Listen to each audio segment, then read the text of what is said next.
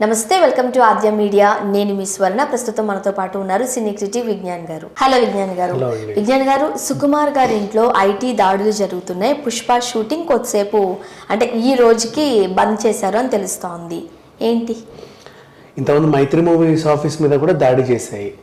మైత్రి మీద దాడి చేస్తే వాళ్ళు చెప్పట్ల జిఎస్టీ కట్టట్లేదంట. వీళ్ళు కోట్లు పెట్టేసి 700 కోట్ల జిఎస్టీ కట్టల. ఆ 700 కోట్లు ఎక్కడి నుంచి వచ్చా కూడా అది కూడా చెప్తాను నేను. సో అటు కాకుండా ఇప్పుడు మేము సుకుమార్ ఇంట్లో పెట్టారేమో వీళ్ళ సొమ్మంతా, అందుకే పుష్ప షూటింగ్ నడుస్తుంది అని చెప్పేసి ఆయన ఇంట్లో కూడా ఐటీ సోదాలు చేశారు. సో మైత్రి దగ్గర జరగాల్సిన దాడులు డౌట్ వచ్చి సుకుమార్ గారు మైత్రి దగ్గర జరిగాయి ఆల్రెడీ. వాళ్ళ దగ్గర ఏం లేవు అని చెప్పి వచ్చినప్పుడల్లా నెత్తి మీద తడిగుడ్డు వేసుకొని కనబడుతున్నారు వీళ్ళు. చూస్తేనేమో సినిమాల మీద పెద్ద సినిమాలు అన్ని పెద్దవి. అసలు మళ్ళీ వీళ్ళు సినిమాలు చేయకపోయినా మిగతా సినిమాలను కూడా సపోర్ట్ చేసి రిలీజ్ చేస్తున్నారు. అంటే ఏదో రకంగా మొన్న కూడా ఇది కిరణ్ అబ్బవరం సినిమా రిలీజ్ చేసినట్టు. సో ఇట్లా చూసుకుంటేనే ఐటీలకేమో తేడాలు పడుతున్నాయి. వీళ్ళేమో జిఎస్టీలు కట్టట్లా, అటేమో కలెక్షన్ల మీద కలెక్షన్లు చూపిస్తున్నారు. ఇక్కడ అసలు తప్పెక్కడ వచ్చిందంటే కలెక్షన్ల గురించి చెప్పడం. ఇప్పుడు ఇందాక మనం మాట్లాడుకున్న 100 రోజుల సినిమా గురించి ఇప్పుడు కలెక్షన్స్ మీద పడ్డారు. డేస్ అనే ఉన్నన్ని రోజులు ఏ ఒక్క సినిమా మీద ఐటీ దాడులు జరగల. ఎవడు అడగల కూడా. ఆ ప్రొడ్యూసర్లని కానీ వీళ్ళని కానీ 100 రోజులు ఆడాయి. కానీ 100 రోజులు హౌస్ఫుల్ ఆడాయా, ఎంతమంది వచ్చారా అనే దగ్గర వాళ్ళు మాట్లాడుకుంటారు. 100 రోజులు ఆడిందండి, కాకపోతే హౌస్ఫుల్ ఆడలేదు. ఓ రోజు 4, ఓ రోజు 5, ఓ రోజు 10 మంది అట్లా వచ్చారు, ఇంతే మిగిలాయి, మాకు వచ్చింది ఇంతే, ఇగో మీ ట్యాక్స్ అని చెప్పి ఇచ్చేసేవాళ్ళు.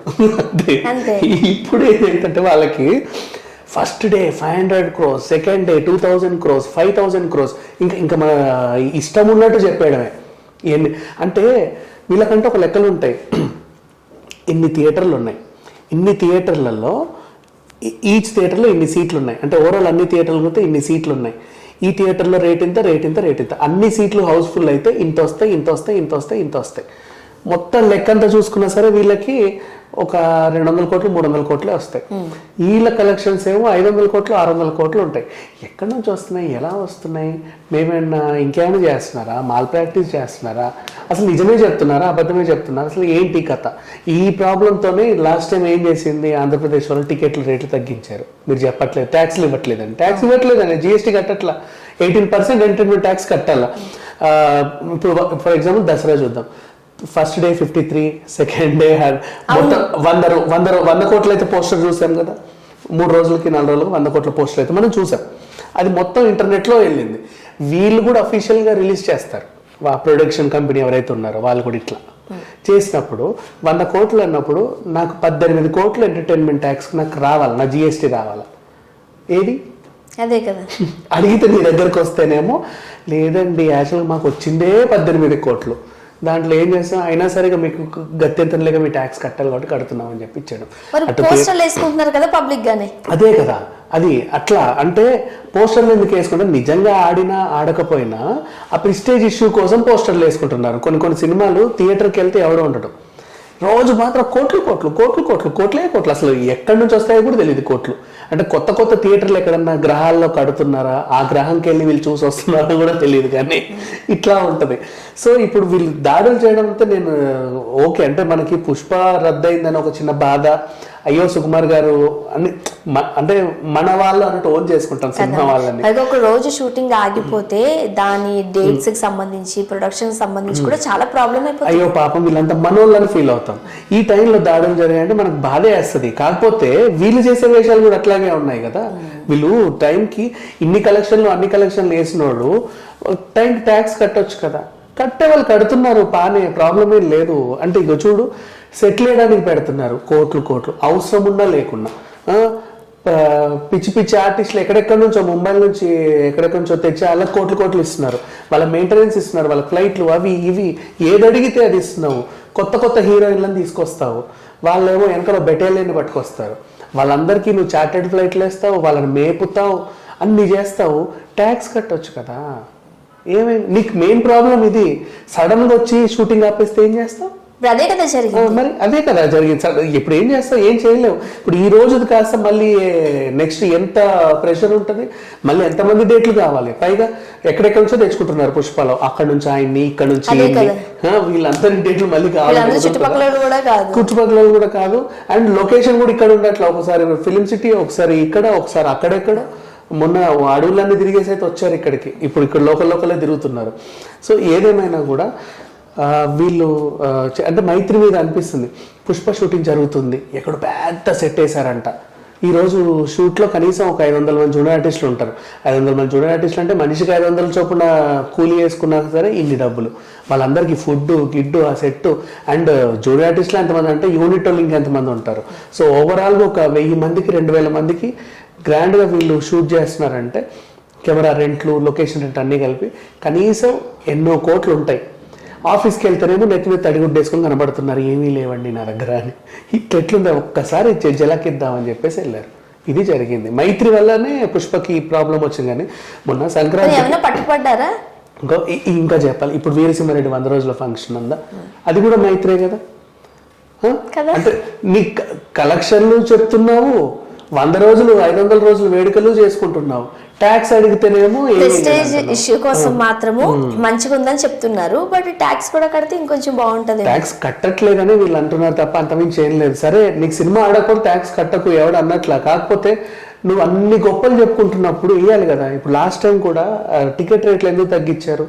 ఇందుకే కదా. సరే, ఇప్పుడు అంటే ఐటీ సోదాలు అయ్యాయి, రేపు మళ్ళీ టికెట్ రేట్లు తగ్గిస్తే ఎక్కడికి వెళ్తావు, ఏం చేస్తావు చెప్పు. అంతే కదా. అదే. సో కొంచెం ఇన్ని మెయింటైన్ చేసేవాళ్ళు సినిమా బడ్జెట్ వేసుకునేటప్పుడే ట్యాక్స్ ఇంత కట్టాలని వేసేసుకుంటే అయిపోతుంది. ఇంకొన్ని కూడా ఉంటాయి. మన వాళ్ళు చేసే చిన్న తప్పులు ఏంటో తెలుసా? యాక్చువల్గా సినిమా షూటింగ్కి ముందే జంతువులు ఏమైనా వాడామనుకో, యానిమల్ డిపార్ట్మెంట్ నుంచి లెటర్ తెచ్చుకున్నాక షూట్ చేయాలి. ఫైర్ డిపార్ట్మెంట్ లెటర్ తెచ్చుకున్నాక షూట్ చేయాలి. అది మనకు అక్కడ డిస్క్రిప్షన్ ఇస్తారు, ఇది CGలో వేయడం జరిగింది, సో మనం ఎలాంటి యానిమల్ హార్మ్ చేయలేదని చెప్తారు. మన వాళ్ళు ఏం చేస్తారంటే షూటింగ్ అంతా అయిన తర్వాత ఒక ఏజెంట్కి 4 రూపాయలు ఇస్తే వాడు వెంటనే తెచ్చేస్తాడు ఆ సర్టిఫికేట్లన్నీ. ఈ సిస్టమ్ ఇట్లా తయారైంది. సో వీళ్ళు కూడా ఈజీగా అలవాటు పడ్డారు. అండ్ ఇంకేముంది, కలెక్షన్స్ ఎన్నైనా చెప్పుకోవచ్చు, ఐటీ ఏముంది లేదు ఒక చూసుకుందాం అని చెప్పేసి అంటారు. మేము పెట్టలేదు పోస్ట్, ఎవరి నుంచి వస్తే మేము అలా షేర్ చేసామండి, మాకు కూడా తెలియదు. పోస్టర్ బాగుందని షేర్ చేసి, ఇందులో 200 కోట్లని ఉందా, చూసుకోలేదే అంటారు. సో ఇట్లాంటి కథలు కూడా పడతారు. సో ఏదేమైనా ఇప్పుడు మైత్రిలో ఈ ప్రాబ్లమ్స్ వల్లే, ఇంతకుముందు మైత్రిలో 3 ఉండేవాళ్ళు, ఇప్పుడు 2 ఉన్నారు. ఒక ఆయన అవుట్, మైత్రి కాస్త మై2 అయ్యింది. కానీ ఇంకా మైత్రి అని పేరు పెడుతున్నారు. కానీ సో ఆ రకంగా చూసుకుంటే వీళ్ళ దగ్గర ఎప్పుడు చిల్లర గొడవలే. అండ్ మధ్యలో ట్యాక్స్లు ఎగ్గొట్టడానికి మైత్రికి ఎప్పుడు కూడా ఈ ఫినాన్షియల్ సంబంధించిన ఇష్యూస్ ఏదో ఒకటి నడుస్తూనే ఉంటాయి. ఇంకా వీళ్ళు ఏం చేస్తున్నారంటే చిన్న సినిమాల్ని రిలీజ్ చేస్తున్నారు కదా, ఒకవేళ దాంట్లో నష్టం వచ్చింది అని చెప్పుకోవడానికి, లెక్కలు రాసుకోవడానికి రిలీజ్ చేస్తున్నాడు. ఇలా కర్మ ఏంటంటే అవి కూడా బాగా ఆడుతుంది.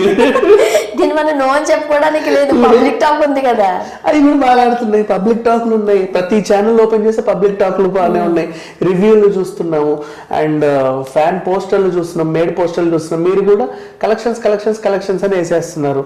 బుక్ మై షో ఓపెన్ చేసినా అన్ని కనపడుతున్నాయి, ఎన్ని థియేటర్లు ఆడుతున్నాయి, దాంట్లో రేటింగ్ కూడా వస్తుంది. లాస్ట్ నీ దగ్గర ఆఫీస్కి వస్తే మాత్రం అబ్బే ఏం లేవండి, ఇప్పుడే టీ తాగడానికి కూడా మాకు డబ్బులు లేవండి అన్నట్టు కథలు పెడితే ఎవరు నమ్ముతారు చెప్పు క్యాజువల్ గా. కానీ యాక్చువల్గా చెప్పాలంటే ఇలాగే కనుక మనము కంటిన్యూ చేశారనుకోండి, ఫ్యూచర్లో ఇబ్బందే సీరియస్లీ ఇబ్బంది. ఏ హీరోకైనా కలెక్షన్లు రాయకండి. ఎందుకు ఒక నిమిషం కలెక్షన్స్ ఇప్పుడు ఒక బయట ఎవరన్నా కిరాణా షాప్ వాడికి వెళ్ళి ఇవాళ నీ గల్ల కనెక్షన్ ఎంత చెప్తారా?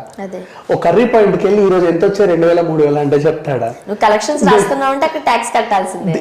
చెప్పొద్దు, ఎందుకు అవసరం ఏంటి? చెప్పండి ట్యాక్స్ కట్టాలి, చెప్పి ట్యాక్స్ కట్టు. బిల్లు ఉంటాయి ట్యాక్స్ కట్టేసేయి. వాళ్ళకంటే బిల్లులు ఉంటున్నాయి కాబట్టి, జీపేలు ఫోన్పేలు ఉంటున్నాయి కాబట్టి ట్యాక్స్లు కడుతున్నారు.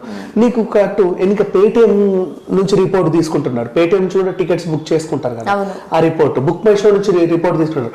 బుక్ మై షో ట్యాక్స్ కట్టినప్పుడు, బుక్ మై షో టికెట్స్ అమ్మినప్పుడు వాళ్ళు కూడా ఎక్స్ట్రా 20 రూపాయలు వేస్తారు కదా, ట్యాక్స్ కడుతున్నాం.